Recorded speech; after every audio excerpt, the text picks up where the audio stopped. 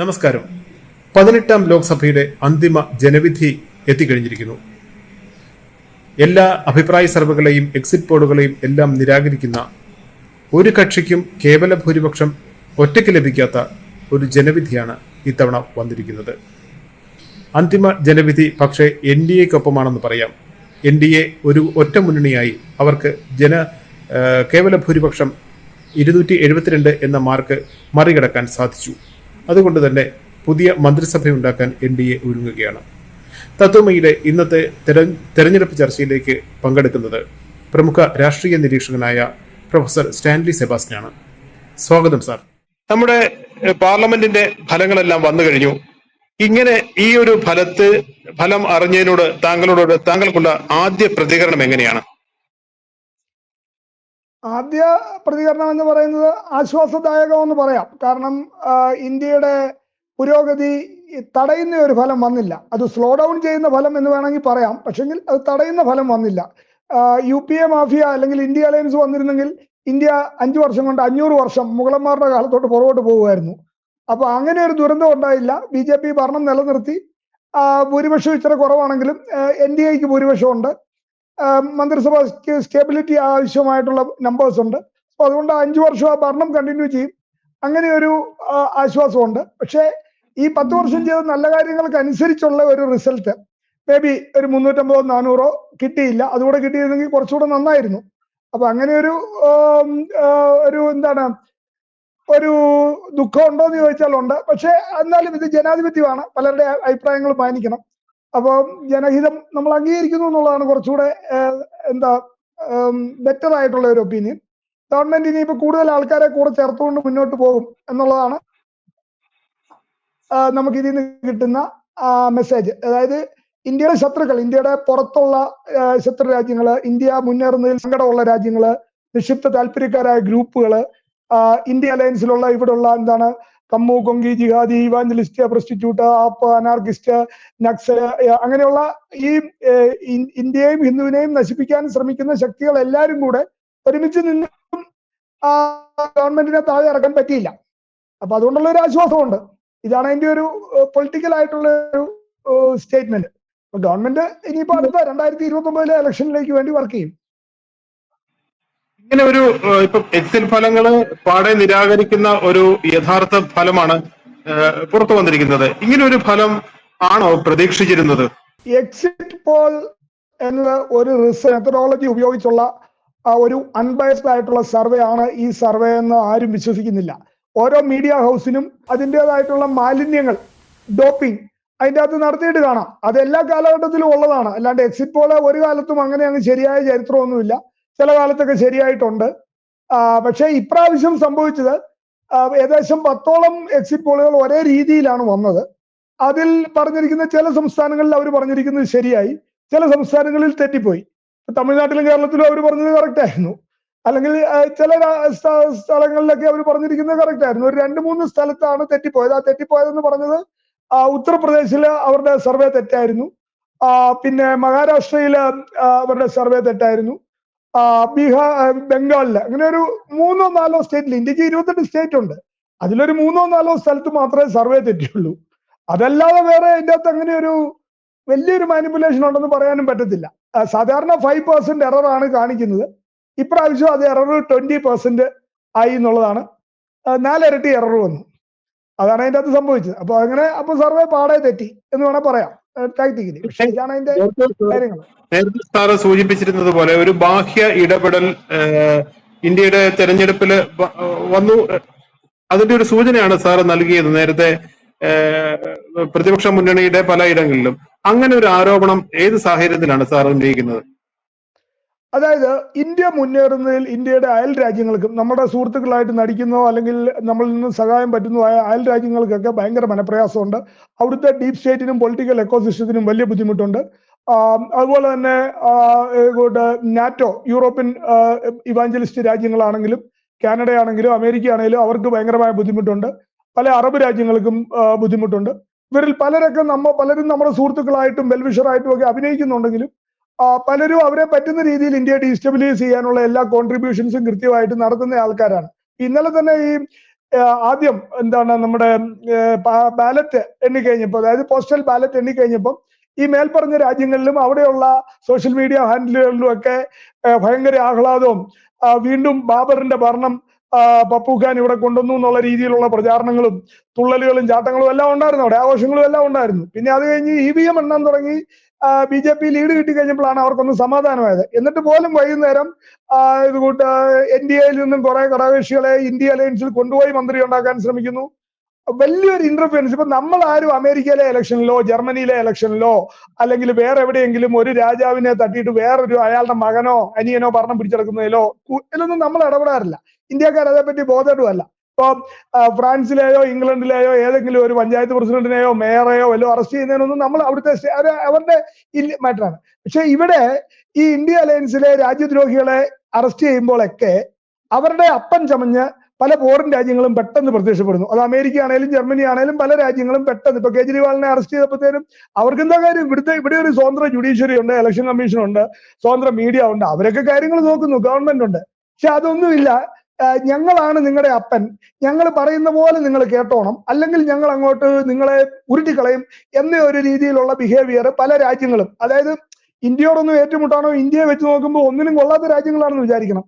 അവര് വരെ ഇതിന്റെ അകത്ത് കുഞ്ഞ് അഭിപ്രായങ്ങളൊക്കെ പറയുന്നുണ്ട്. അതൊക്കെ ഇന്നത്തെ ഗവൺമെന്റ് മുളയിലെ ഞുള്ളൂ എന്ന് വിചാരിക്കുന്നു. ഇപ്പൊ തന്നെ ഗവൺമെന്റ് അക്കാര്യത്തിൽ ഒരു നിലപാടുണ്ട്. കാരണം ഇന്ത്യയുടെ കാര്യം നോക്കാൻ ഇന്ത്യക്ക് അറിയാം, ഇന്ത്യക്കാർക്ക് അറിയാം. അത് മറ്റു രാജ്യങ്ങൾ അംഗീകരിച്ചേ പറ്റത്തുള്ളൂ. ഇവിടെ ആരെ പ്രധാനമന്ത്രിയാക്കിയാലും മറ്റു രാജ്യങ്ങൾ അത് അംഗീകരിച്ചേ പറ്റത്തുള്ളൂ. അല്ലാണ്ട് ഞങ്ങൾക്ക് ഇഷ്ടമുള്ള ആൾ ഇന്ത്യ ഭരിക്കണം, ഞങ്ങൾക്ക് ഇഷ്ടമുള്ള ആളെ അറസ്റ്റ് ചെയ്യാൻ പാടില്ല, അങ്ങനെയുള്ള പരിപാടി ഒന്നും ഇനി നടക്കത്തില്ല. അത് നേരത്തെ തന്നെ ഗവൺമെന്റ് അക്കാര്യത്തിലാണ്. ഇപ്പൊ വരുന്ന ഗവൺമെന്റും ആ റൂട്ടിൽ തന്നെ പോകത്തുള്ളൂ. 18ാം ലോക്സഭയില് പ്രധാന കക്ഷിക്ക് ഒറ്റയ്ക്ക് ഭൂരിപക്ഷം കിട്ടാത്ത അവസ്ഥയാണ് ഇപ്പോൾ ഉള്ളത്. ഇത് ഏതെങ്കിലും തരത്തിൽ നമ്മളുടെ ഭരണപരിഷ്കാരങ്ങളെയോ ഇതുവരെ ഉണ്ടായിരുന്ന പുരോഗതിയെയോ ബാധിക്കാൻ സാധ്യതയുണ്ടോ? ഉണ്ട്, ചെറിയ തോതിലുണ്ട്. വലിയ ഉദ്ദേശിച്ച രീതിയിൽ ഞാൻ നേരത്തെ പറഞ്ഞല്ലോ, സ്വന്തമായിട്ട് മെജോറിറ്റി ഉണ്ടായിരുന്നെങ്കിൽ കുറച്ചുകൂടെ കാര്യങ്ങൾ ചെയ്യാമായിരുന്നു. 272 മുകളിൽ BJPക്ക് ഉണ്ടായിരുന്നെങ്കിൽ ചെയ്യാമായിരുന്നു. 360 മുകളിൽ ഉദ്ദേശിച്ച പോലെ കിട്ടിയിരുന്നെങ്കിൽ അതിലും കൂടുതൽ കാര്യങ്ങൾ ചെയ്യാമായിരുന്നു. ഇപ്പം കോയലേഷൻ പൊളിറ്റിക്സിനുള്ള എല്ലാ ബുദ്ധിമുട്ടുകളും ഉണ്ടാവും. പക്ഷെങ്കിൽ അത് കാരണം BJPക്ക് ഓൾറെഡി എക്സ്പീരിയൻസ്ഡ് ആണ്. 96-ലും 98-ലും 99-ലും ഒക്കെ കോയലേഷൻ ഗവൺമെന്റിനെ BJP സക്സസ്ഫുൾ ആയിട്ട് നയിച്ചിട്ടുണ്ട്. പിന്നെ വികസനത്തിന്റെ സ്പീഡ് കുറയും, പരിഷ്കാരങ്ങളുടെ സ്പീഡ് കുറയും. പിന്നെ എന്താണ് ഇതിനെ തടയുന്ന, ഈ ഇന്ത്യയിൽ ഒരിക്കലും BJP പ്രതിപക്ഷത്തായിരിക്കുമ്പോൾ BJP കൺസ്ട്രക്റ്റീവ് ഓപ്പോസിഷനാണ്. പക്ഷെ BJPക്ക് അല്ലാതെ കോൺഗ്രസോ ഇടതോ ഒക്കെ പ്രതിപക്ഷത്തായിരിക്കുമ്പോൾ അവർ ഡിസ്ട്രക്റ്റീവ് ഓപ്പോസിഷനാണ്. അതായത് രാജ്യത്തെ നശിപ്പിച്ചുകൊണ്ട് ഭരണകൂടത്തെ നയിക്കുക എന്നുള്ള ഒരു എക്സ്ട്രീം തെമ്മാടിത്തരമാണ് BJPയുടെ ഗവൺമെന്റുകൾ വന്നപ്പോഴൊക്കെ ഇവിടുത്തെ പ്രതിപക്ഷവും അവിടുത്തെ അവരുടെ ആൾക്കാരും സ്വീകരിച്ചുകൊണ്ടിരുന്നത്.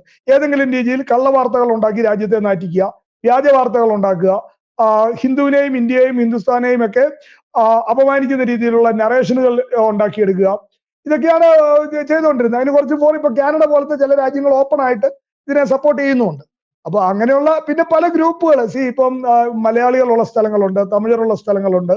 ഇവര് കൂടുതലുള്ള സ്ഥലങ്ങളിലൊക്കെ മലയാളികളും തമിഴരും കൂടുതലുള്ള വിദേശ രാജ്യങ്ങളിൽ ഇന്ത്യ വിരുദ്ധ ഹിന്ദു വിരുദ്ധ പ്രവർത്തനങ്ങൾ ഇച്ചിരി കൂടുതലാണ്.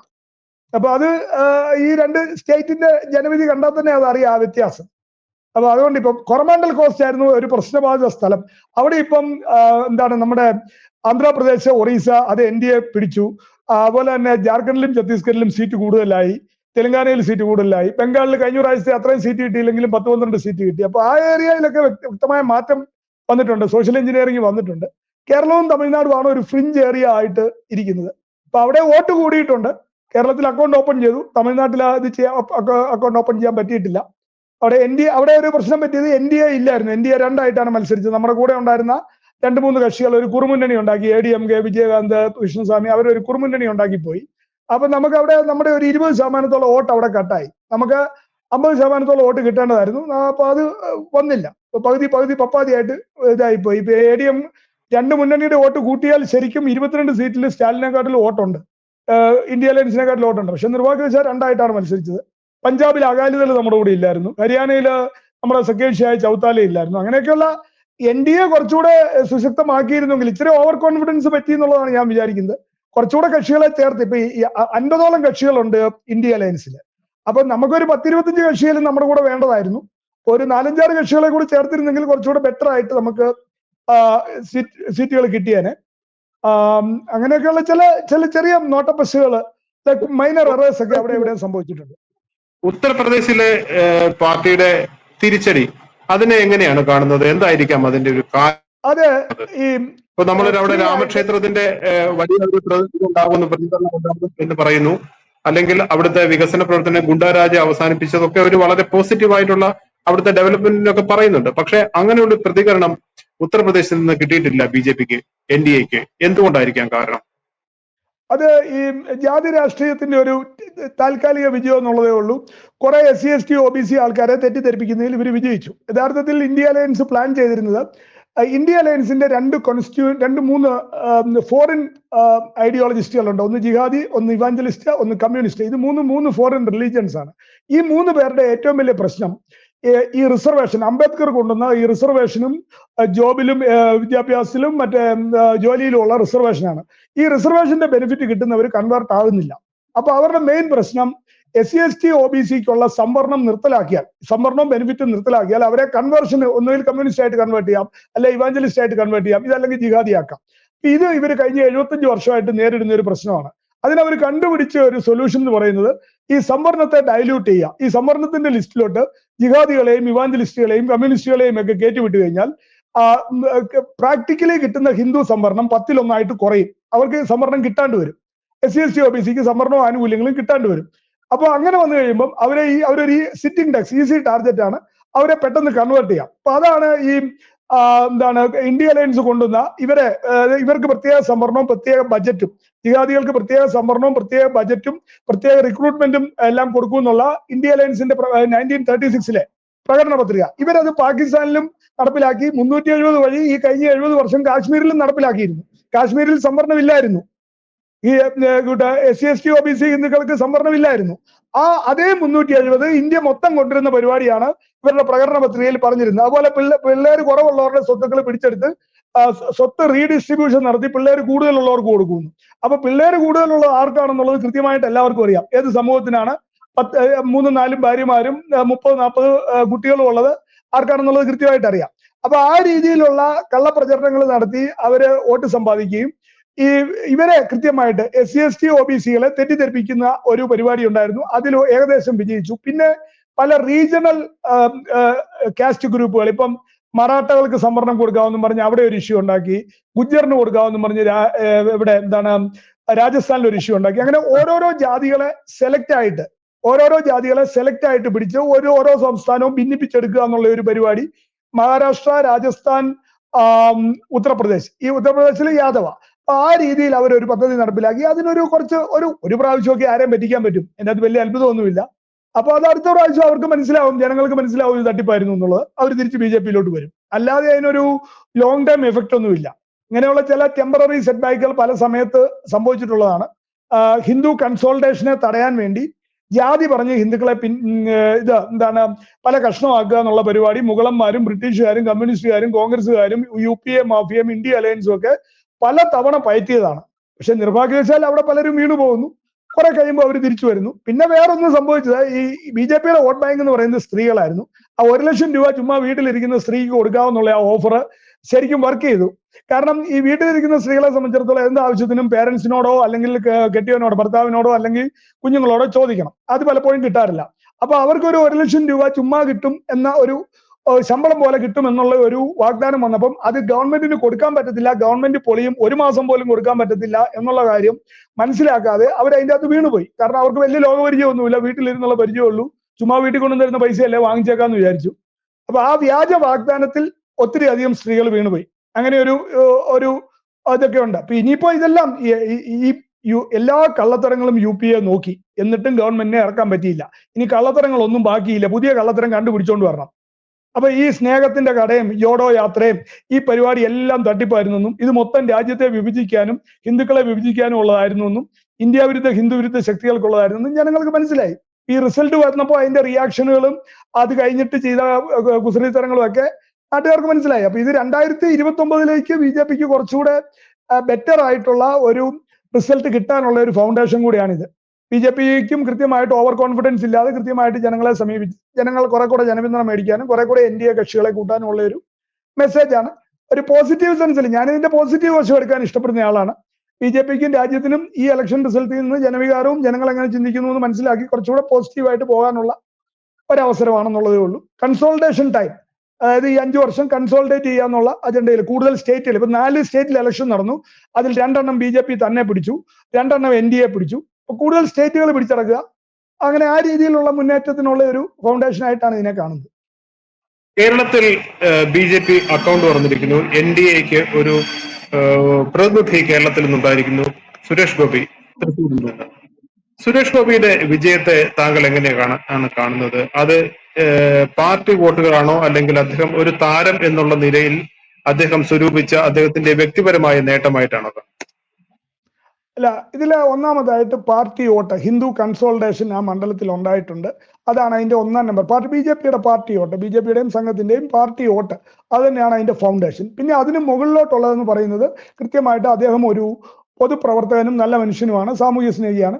അപ്പൊ അതിന് അദ്ദേഹത്തിന് ഉണ്ടായിരുന്നുള്ള ഒരു ഗുഡ് വില്ല്, അദ്ദേഹം എപ്പോഴെങ്കിലും അദ്ദേഹത്തിന്റെ താരം എന്നുള്ളത് അദ്ദേഹം ഒരിക്കലും അവിടെ ഉപയോഗിച്ചിട്ടില്ല. അദ്ദേഹം ഒരു താരമായിട്ടല്ല, അവിടെ ഒരു സാധാരണക്കാരുടെ കൂടെയാണ് ഈ 5 വർഷം അദ്ദേഹം അവിടെ കഴിഞ്ഞ പ്രാവശ്യം ഇലക്ഷനിൽ തോറ്റിട്ടും അദ്ദേഹം അവിടെ പ്രവർത്തിച്ചത്. അപ്പൊ അതുകൊണ്ട് ജനങ്ങൾക്ക് അദ്ദേഹത്തോട് ഒരു സ്നേഹവും ബഹുമാനവും ഒക്കെ ഉണ്ടായി. മാത്രമല്ല, അവിടെ മുമ്പ് ഉണ്ടായിരുന്ന ഒരു MP എന്ന് പറയുന്നത് അയാൾ ഇന്ത്യയുടെ ആയിരുന്നോ പാകിസ്ഥാന്റെ ആണോ ആരുടെ ആണെന്ന് അയാൾക്ക് തന്നെ അറിയത്തില്ല. അമ്മാതിരി ഒരു താരങ്ങളൊക്കെ ആയിരുന്നു അതിന് മുമ്പ് അവിടെ MP ആയിട്ടുണ്ടായിരുന്നത്. അപ്പം ഈ ഇപ്പൊ വന്നവരും ഇദ്ദേഹത്തിന്റെ എതിർ സ്ഥാനാർത്ഥികളും ഹമാസിനെ സപ്പോർട്ട് ചെയ്യുന്നവരായിരുന്നു.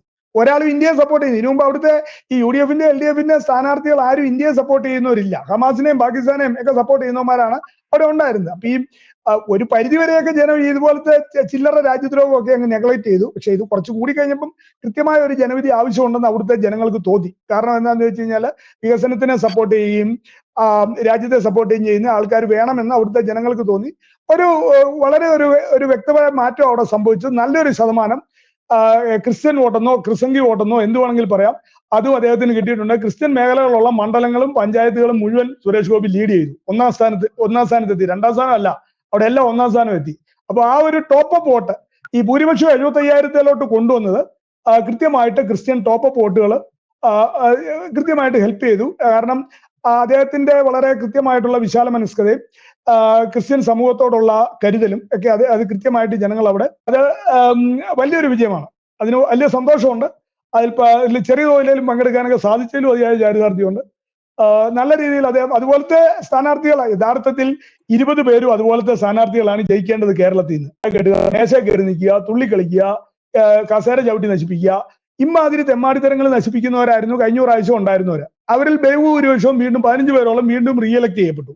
അപ്പൊ ഇനി അവിടെ പോയി അതൊക്കെ ഭൂരിപക്ഷം ഇപ്പൊ അവർക്ക് എണ്ണം കൂടുതലുള്ളതുകൊണ്ട് പാർലമെന്റ് അടിച്ചു പൊളിക്കുക എന്നല്ലാതെ ഒരു നല്ല കാര്യവും കേരളത്തിൽ നിന്ന് പോകുന്നവൻ കുറെ വർഷങ്ങളായിട്ട് ചെയ്തിട്ടില്ല. ഇനിയൊട്ട് അവന്മാർ ചെയ്യത്തുമില്ല.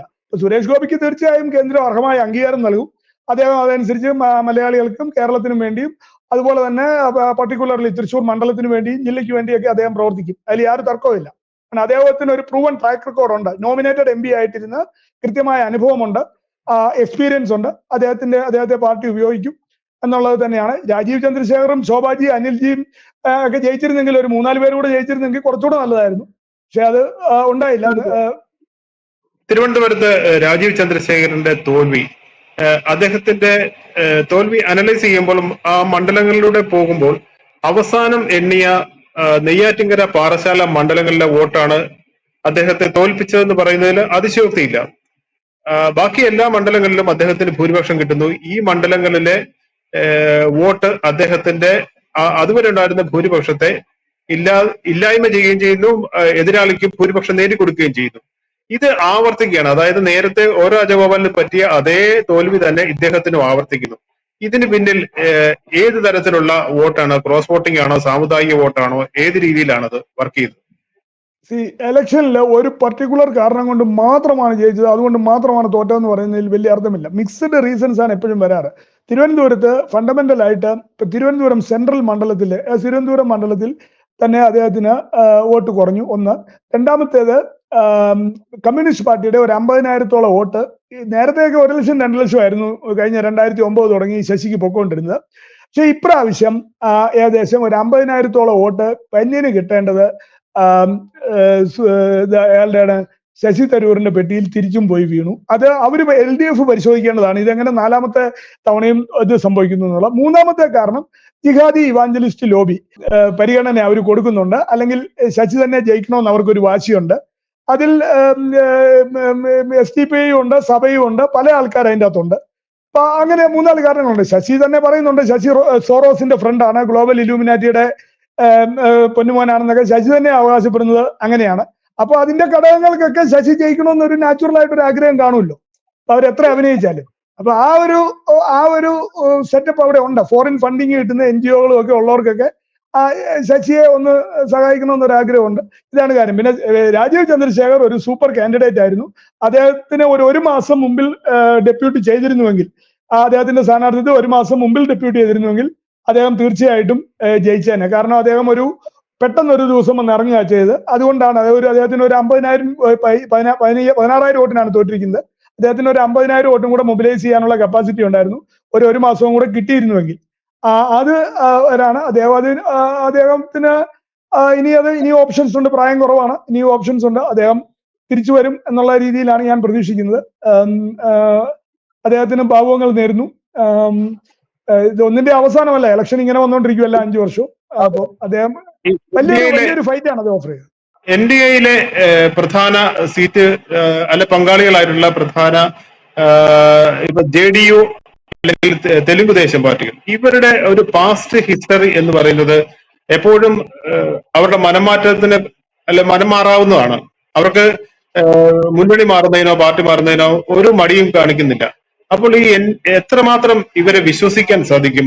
ഒരു മുന്നണി എന്ന രീതിയിൽ മുന്നോട്ട് പോകുമ്പോൾ മോദിക്ക് ഇവരെ പൂർണ്ണമായും വിശ്വസിച്ചുകൊണ്ട് ഒരു വികസന അജണ്ട മുന്നോട്ട് വെക്കാൻ സാധിക്കുമോ? അല്ല, രാഷ്ട്രീയം എന്ന് പറയുന്നത് രാഷ്ട്രീയമാണ്, വിഭാഗമല്ല. അപ്പൊ അതിനകത്ത് പൂർണ്ണമായിട്ട് വിശ്വസിക്കാവോ ഇല്ലയോ എന്നുള്ളൊരു ചോദ്യം ആരെയും രാഷ്ട്രീയത്തിൽ പൂർണ്ണമായിട്ട് വിശ്വസിക്കുന്നൊന്നുമില്ല. പക്ഷെ ഈ 2 കക്ഷികളും ഒന്നിലധികം പ്രാവശ്യം NDA വിട്ടുപോവുകയും പിന്നെ തിരിച്ചു വരികയും ചെയ്താണ്. ഇവർ NDA വിട്ടുപോകും, അത് കഴിയുമ്പോൾ പിന്നെ കിലുക്കത്തിൽ ഇന്നസെന്റ് വരുന്ന പോലെ ഒന്നും ഓർമ്മയില്ല, ഭക്ഷണം കഴിച്ചിട്ട് 3-4 ദിവസമായി എന്ന് പറഞ്ഞ് കരഞ്ഞുകൊണ്ട് തിരിച്ചു വരും, പിന്നെയും നമ്മൾ എടുക്കും, അത് കഴിഞ്ഞ് പിന്നെയും പോകും, തിരിച്ചു വരും. ഈ രീതിയിലാണ് അവർ ചെയ്ത്. പല രാഷ്ട്രീയ കക്ഷികളും അങ്ങനെ NDAയിൽ ചെയ്തിട്ടുണ്ട്. അവര് നമ്മുടെ കൂടെ വരും, ഇച്ചിരി നേട്ടമൊക്കെ ആകുമ്പോൾ ലോട്ടറി അടിച്ചു എന്നും പറഞ്ഞ് ഇന്നസെന്റ് പോകുന്ന പോലെ പോകും, ചീത്തയൊക്കെ പറഞ്ഞു പോകും. അത് കഴിഞ്ഞ് കുറച്ചു കാലം കഴിഞ്ഞ് കഴിയുമ്പോൾ അവിടെ കോൺഗ്രസിൽ നിൽക്കാൻ വയ്യാതെ വന്നു കഴിയുമ്പോൾ ഒന്നും ഓർമ്മയില്ല എന്ന് പറഞ്ഞ് തിരിച്ചു വരും, നമ്മൾ തിരിച്ചെടുക്കും. അപ്പൊ അത് ചിലപ്പം ഇനി അവർ ചെയ്യുകയല്ല എന്നൊക്കെ അവർക്കേ അറിയത്തുള്ളൂ. പക്ഷെ ഞാനിപ്പം മനസ്സിലാക്കുന്നത് പണ്ടതിൽ നിന്നും വ്യത്യസ്തമായിട്ട് ഇന്ത്യ അലയൻസ് എന്ന് പറയുന്നത് കംപ്ലീറ്റ് 3 ഫോറിൻ റിലീജിയൻസ്, ജിഹാദി, ഇവാഞ്ചലിസ്റ്റ്, കമ്മ്യൂണിസ്റ്റിന്റെ കൺട്രോളിലാണ്. പഴയ കോൺഗ്രസ് അല്ല ഇപ്പോഴത്തെ കോൺഗ്രസ്. കോൺഗ്രസ് എന്ന് പറയുന്ന ഒരു സാധനം തീർന്നു. ഇത് വേറെ ഫോറിൻ ആൾക്കാരുടെ നിയന്ത്രണത്തിലുള്ള സംഭവമാണ്. അവിടെ ഇനി നിന്നാൽ തൊലി പോകും എന്ന് മനസ്സിലാക്കിയാണ്, മാൻഡ്രേക്കിന്റെ അവസ്ഥ വരും, അവിടെ നിന്ന് കഴിഞ്ഞു കഴിഞ്ഞാൽ തൊലി പോകും എന്ന് മനസ്സിലാക്കിയത് കൊണ്ടാണ് അവര് ഇങ്ങോട്ട് പോന്നിരിക്കുന്നത്. ചില ഐഡിയോളജിക്കൽ ആയിട്ടുള്ള ഡിഫറൻസ് കൊണ്ട് തന്നെയാണ്. ഇപ്പൊ ഞാൻ ഒരു കാര്യം കോട്ട് ചെയ്യാം. കോൺഗ്രസിൽ നിന്ന് നമ്മുടെ പാർട്ടിയിലോട്ട് വന്ന കേരള മുഖ്യമന്ത്രി കരുണാകരൻജിയുടെ മകൾ ശ്രീമതി പത്മജ വേണുഗോപാൽ പറഞ്ഞു, കുറിയിട്ടോ അമ്പലത്തിൽ പോയിട്ടോ വരികയാണെങ്കിൽ ആൾക്കാർ ചേട്ടന്റെ കൂടെ വരുന്ന കോൺഗ്രസ് പ്രവർത്തകർ എന്നെ തുറിച്ചു നോക്കുകയാണ്. അതായത് അവിടെ ഒരു കയ്യിൽ ഒരു ചരട് കെട്ടാനോ കുറിയിടാനോ അമ്പലത്തിൽ പോകാനോ ഒന്നും ഇന്ത്യ അലയൻസിൽ പറ്റത്തില്ല. അങ്ങനെ വന്നു കഴിഞ്ഞാൽ അവർക്ക് സീറ്റ് കിട്ടത്തില്ല, വോട്ട് കിട്ടത്തില്ല, തോറ്റു പോകും, അവരെ അവിടെ സൈഡ് ലൈൻ ചെയ്യും. അങ്ങനെ ഒരു പ്രശ്നമുണ്ട്. അപ്പം ഈ ചന്ദ്രബാബു നായിഡു തെലുങ്ക് ദേശവും പ്രാക്ടീസിങ് ഹിന്ദുസ് ആണ്.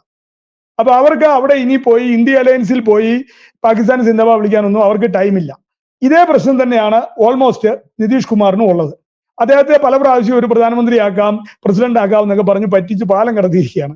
അതുകൊണ്ട് ഇനി അവരുടെ വാഗ്ദാനങ്ങളിലോ അവരുടെ മോഹന വാഗ്ദാനങ്ങളിലോ ഒന്നും കുടുങ്ങി അവർ പോകത്തില്ല. മാത്രമല്ല, ഒരു മുഖ്യമന്ത്രി എന്നും സ്റ്റേറ്റിന്റെ ഭരണാധികാരി എന്നുള്ള നിലയിൽ സ്റ്റേബിൾ ഗവൺമെന്റ്, സ്റ്റേറ്റിന് ഫണ്ട് കിട്ടുന്ന ഒരു സംവിധാനമുള്ള ഒരു ഇതിൽ നിൽക്കാനേ അവർ പോകത്തുള്ളൂ. അല്ലാതെ ഇനി ഒരു പേഴ്സണൽ അംബീഷനിൽ കയറി എന്തെങ്കിലും മണ്ടത്തരം കാണിക്കുമെന്ന് തോന്നുന്നില്ല.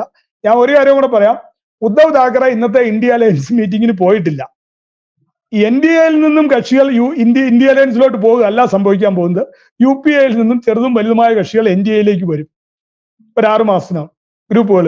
അതുകൊണ്ട് ഇവര് ഈ ഫോറിനിൽ കിടന്ന് ഇതാ അവൻ പോയി ഇവൻ പോയി എന്നൊക്കെ പറഞ്ഞ് ഈ വ്യാജ നറേഷൻ അടിച്ചു വിടുവോ അല്ലെങ്കിൽ ഫാക്ട് ചെക്കേഴ്സോ യൂട്യൂബേഴ്സോ പറയുന്ന പോലെ ഒന്നും ആയിരിക്കില്ല കാര്യങ്ങൾ പോകുന്നത്.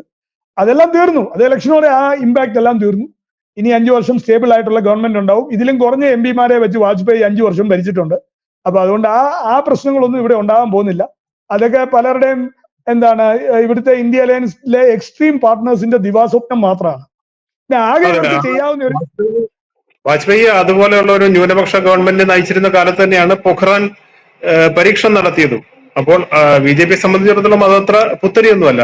നമ്മളിനി തിരുവനന്തപുരത്തേക്ക് അല്ലെങ്കിൽ കേരളത്തിലേക്ക് തിരിച്ചു വന്നു കഴിഞ്ഞാൽ കനൽ ഒരു തരി എന്ന അവസ്ഥയ്ക്ക് ഇത്തവണയും ഒരു മാറ്റം വന്നിട്ടില്ല. ഇങ്ങനെ ഒരു അവസ്ഥയിൽ എത്തിയത് പലതരത്തിലും CPM ന്യായീകരിക്കാൻ ശ്രമിക്കുന്നുണ്ട്.